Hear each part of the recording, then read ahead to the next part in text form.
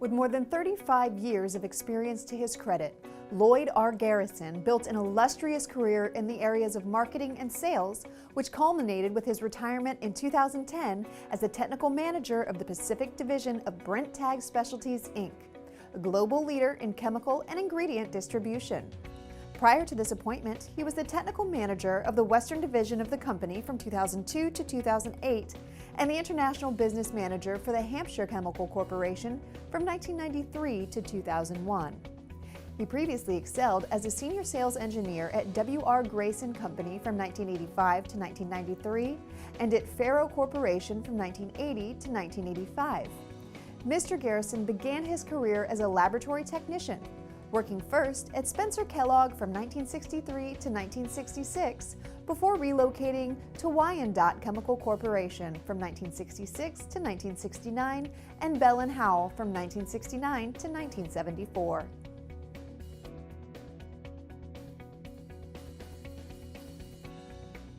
An expertise in the marketing and sales of specialty chemicals and a holder of advanced degrees in the social sciences, Mr. Garrison is a rare professional in that he is well-versed in both the hard and soft sciences, which has given him an unusual perspective and the ability to explain scientific phenomena to others in layman terms.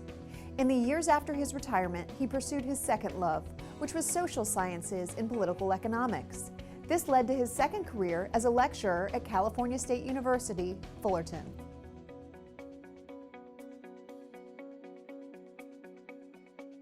Before embarking on his professional path, Mr. Garrison obtained a Bachelor of Arts and Master of Arts in Political Science at California State University in 1975 and 1977, respectively.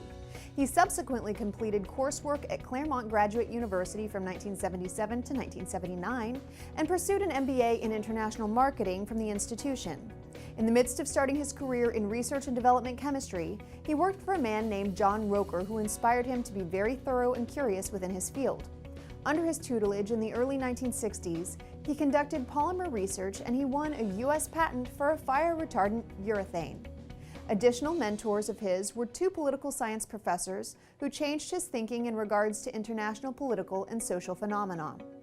Mr. Garrison also attributes his success to his wife of more than 40 years, Marion, who helped him through graduate school and his many jobs.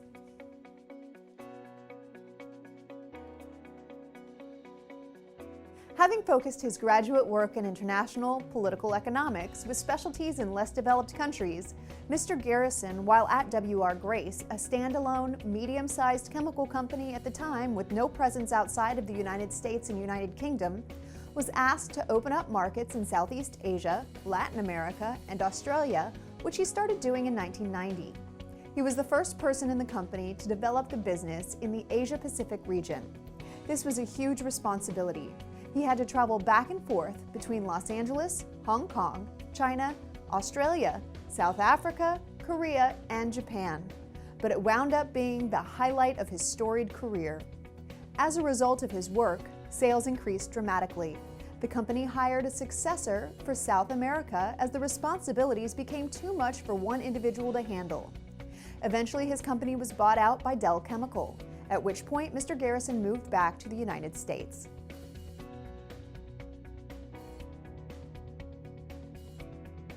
Outside of his primary endeavors, Mr. Garrison has served among the board of directors for the San Bernardino Symphony Orchestra since 2010. He has also been affiliated with numerous organizations related to his field, including the Society of Plastics Engineers, the Applied Pulp Paper Institute, and the Los Angeles Society for World Affairs.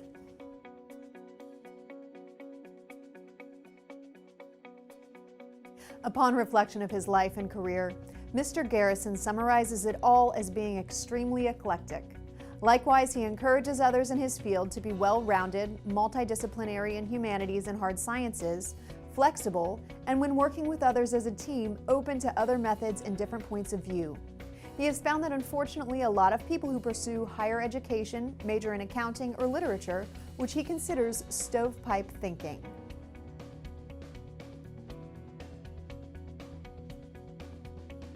There is a much larger world out there, and for you to be effective, you have to be able to talk across different lines of interest in order to persuade them, teach them, or learn from them, Mr. Garrison advises.